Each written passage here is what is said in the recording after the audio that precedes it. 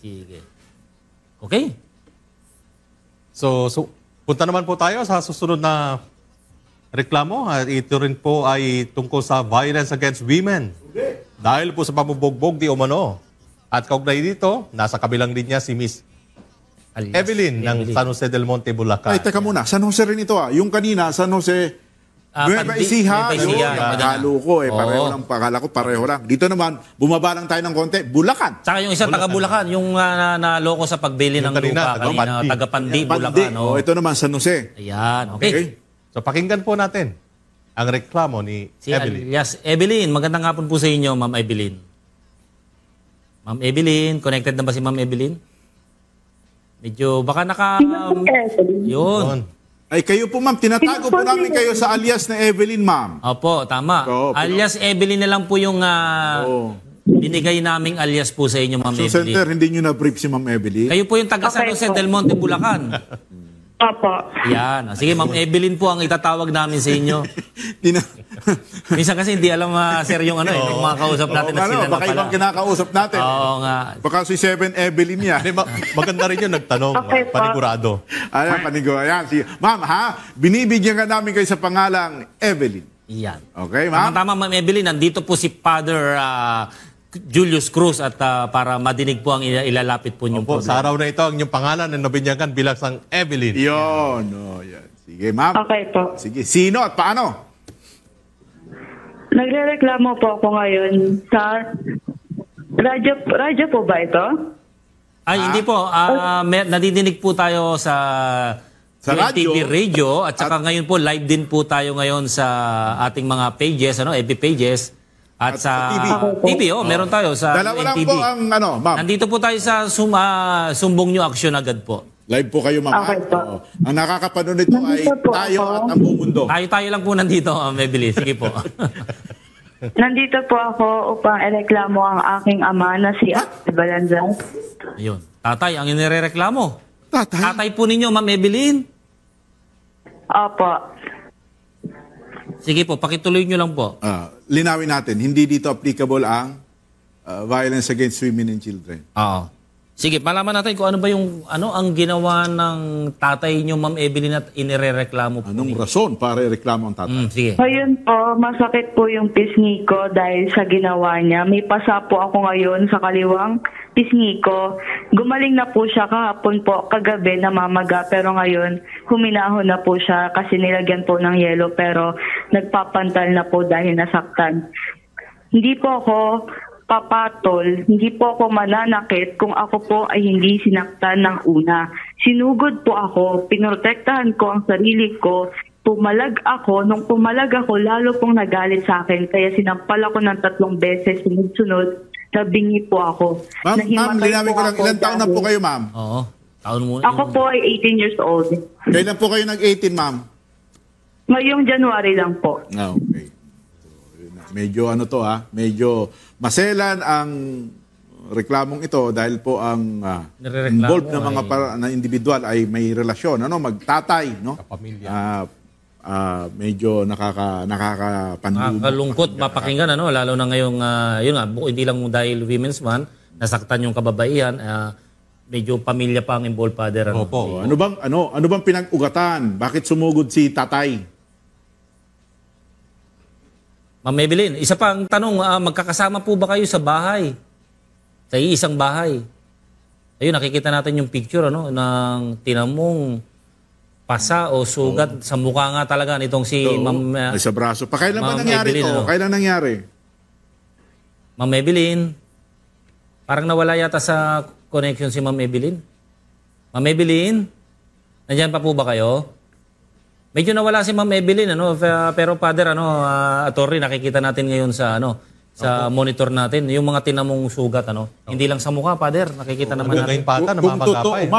Kung totoo man yun na ang nag-cause noong mga pasa na yon at mga bruises ay yung tatay, pero kung totoo man, attorney, may dahilan, yan ang kailangan nating madinig at malaman. Pero kung ano dahilan na yon ay hindi sapat para saktan ang isang individual, Yun ang dapat nating alamin. Yan, sige, connected na po ulit. Ay, naputol, Ma'am Evelyn. Pasensya ka na, ma'am. Medyo mahina ang ating linya ng komunikasyon. Ma'am Evelyn, hello. Live po kayo ulit, ma'am. Hello po. Anong pinag-ugatan, ma'am? Bakit sumugod po ang inyong ama sa inyo po? At kay tanong ni Sir Edwin, kayo po ba ay magkasama sa bahay? Nandun, may sarili po akong kwarto, tapos tumawid po ako kasi yung susi po, inagaw niya po. Kinukuha ko po yung susi kasi meron pong nagtatangkang buksan yung pinto ng kwarto ko. Kinuha ko po para hindi po ako matakot na loobin ako. Ang ginawa niya po, inabot po sa kanya yung susi para tulungan si Lola na kunin po yung susi kasi yung Lola ko po mahina na po yung daliri. Ang dami pong susi na magkakasama. So pinapatanggal niya po. Humingi lang po siya ng tulong sa tito ko po. Dumiretso po siya sa tatay ko. Kinuha daw po yung susi ni Papa. Tapos ang ginawa ko po, inago ko po sa Papa ko. Hindi niya po binibigay. Tapos ang nangyari po, sabi ko, lumapit siya sa akin kung gusto niya akong saktan. Ganyan po ako sinugod. Teka muna, ma'am. Ang ginawa ko po. Ma'am, konting preno. Konting preno. Nag-umpisa sa susi. Ano ho? Opo. O bakit na ganun ang reaksyon ng tatay nyo doon sa susi? At ganun din ang Hindi ko po inyong alam. counter-reaction nung kinuha ang susi? Hindi ko po alam. Ang sabi ko lang po kasi, nasan po yung susi, ibigay sa akin. Kasi hindi niya po ibibigay sa akin yung buong susi. Ang kinukuha ko lang po, yung dalawa doon, na susi ng kwarto ko. Sabi niya po sa akin, bakit mo kukunin yung susi? Para saan? Ang sabi ko po, kukunin ko yung susi para kapag nakalock yung pinto, mabubuksan ko. Kasi hindi ko po sinabi na natatakot akong loobin ako kasi baka lalo niya akong pagsamantalahan na alam niyang natatakot ako. Kaya tinapangan ko po yung boses ko. Sabi ko po, kukunin yung Ayun. susi. Tanong ko, ma'am, gusto ko lang linawin, bakit ho, amam po ninyo yun? Bakit nyo tinatapangan ang inyong boses? Opo, yun Sa lang po inyong yun. tatay. Bakit ho? Bakit ganun po ang inyong reaksyon sa inyong ama? Kasi po, bata pa lang po ako, yung mga kapatid ko po, tsaka nanay ko po, lahat po yung sinasaktan niya po.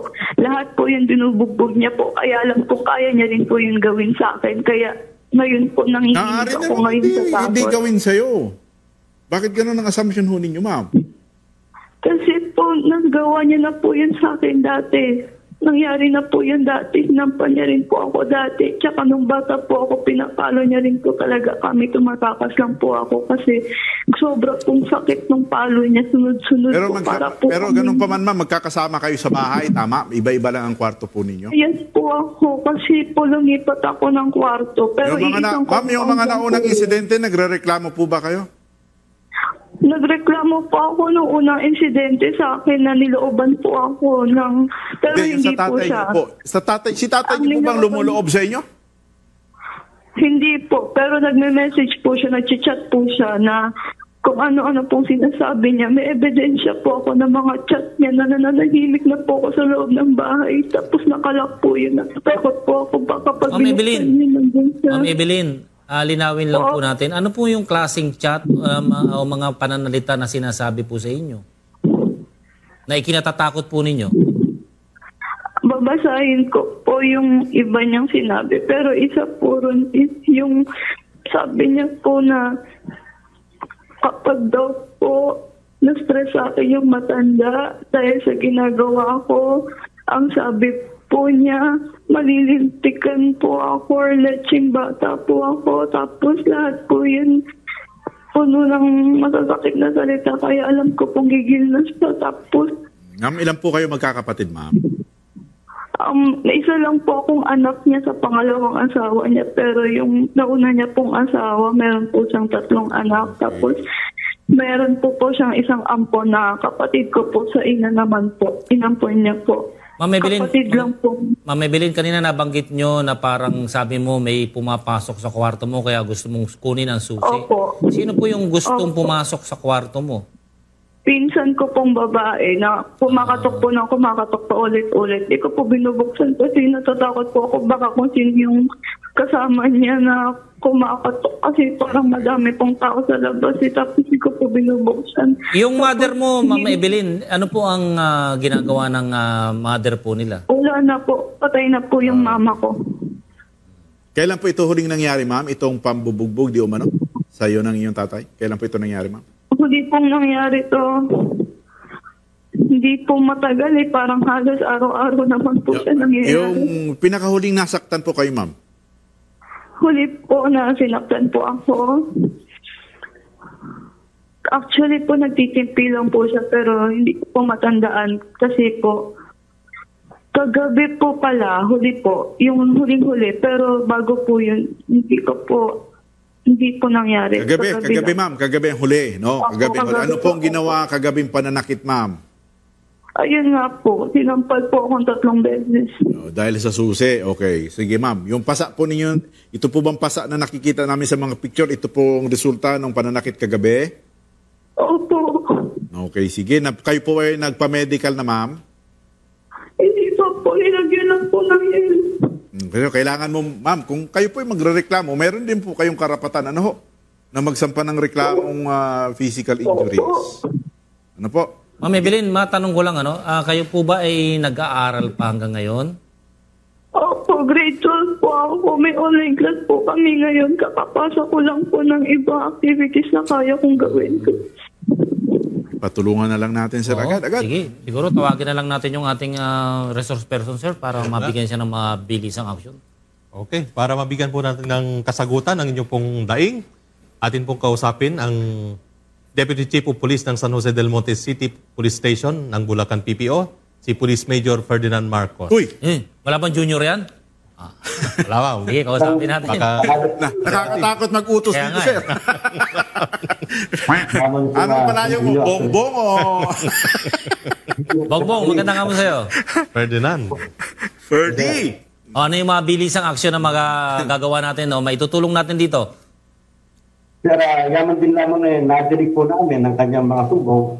Pagkatapos po nitong programa nyo, agara na po kami pupunta Yun. sa kanilang lugar upang maimbestigahan na rin po. Yun! Yan, ang maganda. Narinig ni Evelyn. Yan ang tatak, Marcos. Narinig niya. Siya naman po ang mga pinsala sa pangatawan, kasama na rin po namin siya magdali sa pinakamalapit na ospital, doktor, para malapatan po ng po. Paki-actionan nyo ito, yung usaping pamilya, no? Dapat hindi na maulit-uli, no? Oo. Ganitong ano. Tapos baka mamaya hindi lang yung pananakit ang nangyari. Yun na nga, sir, At, Mayroon pang ibang kaganapan. Kailangan talaga deeper investigation dito, sir, ano? o kaya, Major Ferdinand, pumunta na rin kayo sa, sa DSW, di ba? O sa barangay, para mag-intervene o mamagitan nga. At para masolusyonan na itong, mukhang napakabigat kasi ng problema ni Miss Evelyn, At bukod dun sa mga physical na pinakita niya sa atin. Anyway, maraming salamat po sa ating inyong pagtitiwala, Ma'am Evelyn, Huwag po kayong mag-alala at tututukan natin itong inilapit yung problema. Huwag niyo pong ibababa yung linya ng komunikasyon at bibigyan namin kayo ng mga karagdagang instruction, kung paano. Ngayon din po kasi pagtapos natin mag-usap, Ma'am Evelyn, pupunta diyan si Major Ferdinand Marcos. Uutusan ni Attorney Rito na pumunta diyan itong si Major Ferdinand Marcos, ha? para isang sa mabilisang action po. Nakautos man lamang. Oo. Paki-provide mo kami, ikaw na Attorney mag-utos kay Major. Ayun, Major Marcos, pakiusap lang, ha?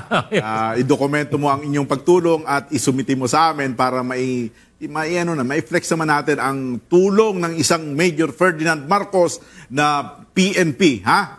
Dito sa ating mga kasambahay. Okay?